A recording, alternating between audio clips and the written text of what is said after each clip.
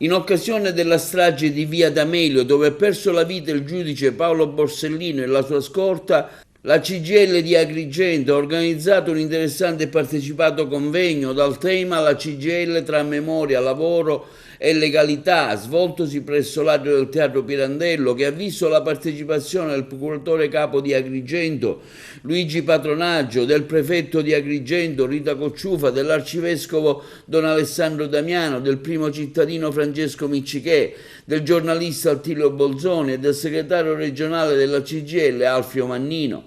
È in videoconferenza in collegamento con il magistrato di origine agrigentine Alfonso Sabella e del segretario nazionale Maurizio Landini. L'evento si è svolto in due parti, una all'interno del foyer Pippo Montalbano, con l'esibizione della brava Stefania Bruno con le originali composizioni fatte con la sabbia, l'altro all'esterno con il dibattito moderato dalla responsabile della cultura e legalità della CGIL di Agrigento Maria Concetta Barba. Nel corso della manifestazione anche la proiezione del video realizzato dagli studenti del liceo Marolico di Messina, I 100 Passi, quindi la canzone degli artisti siciliani Siamo Capaci. Abbiamo preso spunto di questa triste ricorrenza per ricordare.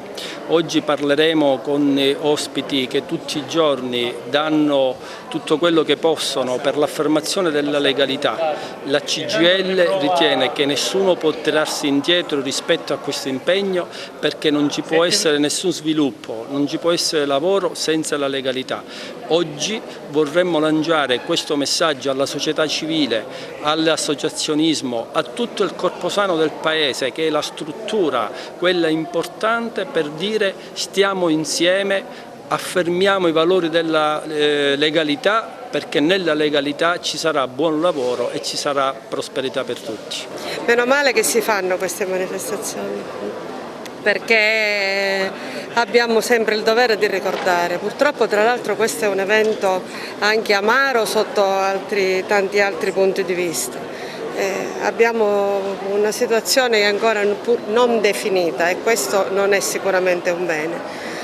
Dobbiamo ricordare e rinnovare un impegno di fronte a queste persone che hanno sacrificato la vita per aiutarci a voltare pagina. In un certo senso abbiamo voltato pagina, ma quanto sangue purtroppo è stato versato. Quindi è un momento in cui dobbiamo esserci per testimoniare che lo Stato continua a esserci e continua a essere presente. Sono molto grato alla CGIL per avermi invitato a questo incontro, a questo convegno, che ha un merito, che non si limita soltanto a ricordare Paolo Borsellino e le vittime della mafia, ma è propositivo perché cerca di coniugare la lotta alla legalità in senso lato con la lotta per il lavoro giusto, il lavoro dignitoso. E questa è una grande scommessa, quello di coniugare la legalità con lo sviluppo.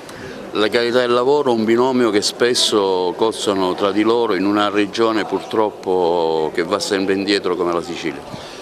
Questa regione è afflitta da una imprenditoria assistita, da una imprenditoria che molte volte è frutto di clientelismo, che non produce vera ricchezza.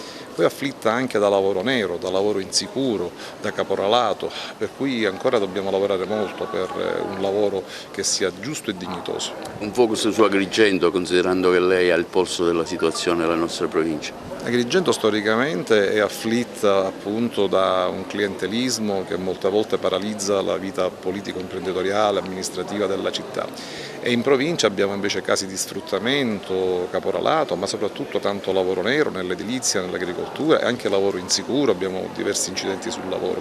Sì, oggi è il giorno della memoria per quanto riguarda le stragi del 1992, opera della mafia, contro i nostri magistrati siciliani.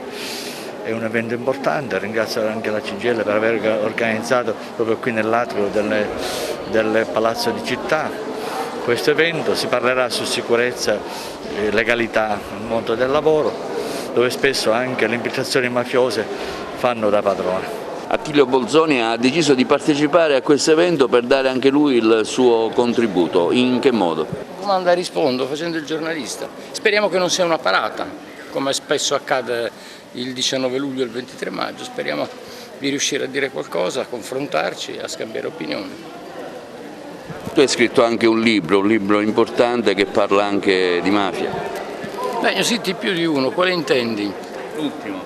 Il padrino dell'antimafia? Sì, sì. Parla di mafia e di antimafia, parla della mafia trasparente come la definisce, devo dire felicemente, una giudice agrigentina di Racalmuto, la dottoressa Luparello. Io parlavo di una mafia incensurata, lei forse ha avuto più tempo per riflettere o forse è stata semplicemente più felice e parla della mafia che si vede e che non si vede.